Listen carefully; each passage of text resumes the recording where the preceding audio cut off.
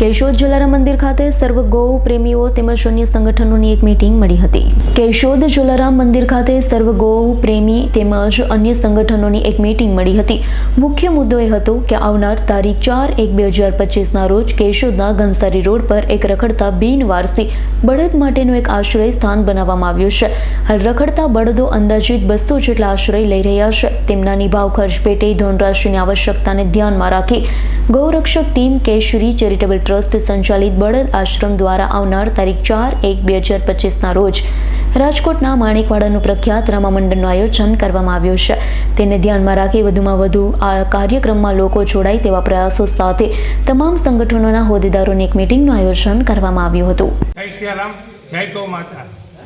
આજ રોજ જલારામ મંદિર ખાતે કેસરી ગૌ સેવા ટ્રસ્ટ દ્વારા ઘસારી રોડ ખાતે જે બળદ આશ્રમ બની રહ્યો છે અને હાલ સ્થાપિત છે તેમના અનુસંધાને એક રાજકોટ ખાતેનું માણેકવાડા ગામનું પ્રખ્યાત રામા મંડળ જે આપણે તારીખ 4/1/2024ના દિવસે કેશોદની અંદર રામા મંડળ ધમાવવાનું છે તેના અનુસંધાને તમામ હિન્દુ સંગઠનો તેમજ ધાર્મિક સંસ્થાઓ દ્વારા એક એના આયોજનના ભાગરૂપે મિટિંગની વ્યવસ્થા અને આયોજનના ભાગરૂપે મિટિંગ રાખેલી હતી।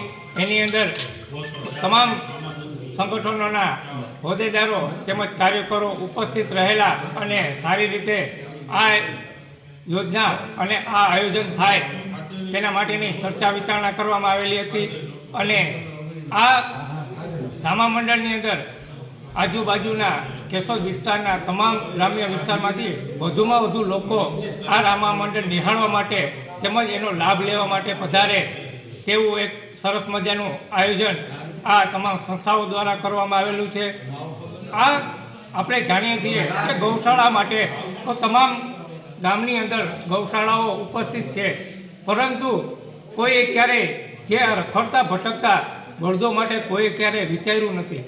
પરંતુ આપણા એવા એક સારા એવા ગૌસેવક જગદીપસિંહ બાપુ દ્વારા એક એને વિચાર આવ્યો કે આપણે બળદો માટે પણ કંઈક કરવું જોઈએ। તો અત્યારે હાલ તે બળદ આશ્રમ ખાતે 150થી વધુ બળદો ત્યાં સ્થાન ગ્રહણ કરે છે અને આશ્રય લે છે। અને બાપુનું એવું કહેવાનું છે કે હજી પણ આજુબાજુના ગામડાઓમાંથી જે બળદો જે રખડે છે તેને સાચવવાની જવાબદારી પણ તે નિભાવવા માટે તૈયાર છે, પરંતુ ત્યાં એ જગ્યા ઉપર શેડ અને તેને ખાવા પીવા માટેની વ્યવસ્થાના ભાગરૂપે નાણાકીય જરૂરિયાત રહેતી હોય તો એક આપણે રામા મંડળનું આયોજન કરી અને જે કંઈ પણ ધનરાશિ થાય તો એ બળદોના આશ્રય માટે ઉપસ્થિત રહે અને એને ઉપયોગ આવે તો એ માટે રામા મંડળનું સારું એવું આયોજન કરેલું છે।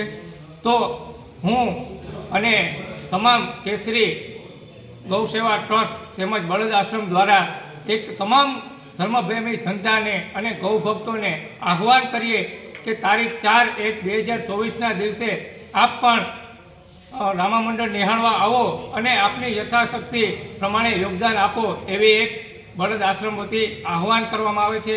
તો તમામ ધર્મપ્રેમી જનતાને પધારવા ભાવભર્યું આમંત્રણ આપવામાં આવે છે। જય જય સિયારામ। રાવલિયા મધુનો રિપોર્ટ, S9 ન્યૂઝ, કેશોદ। અમારી તમામ માહિતીથી અપડેટ રહેવા માટે જોડાયેલા રહો S9 ન્યૂઝ સાથે।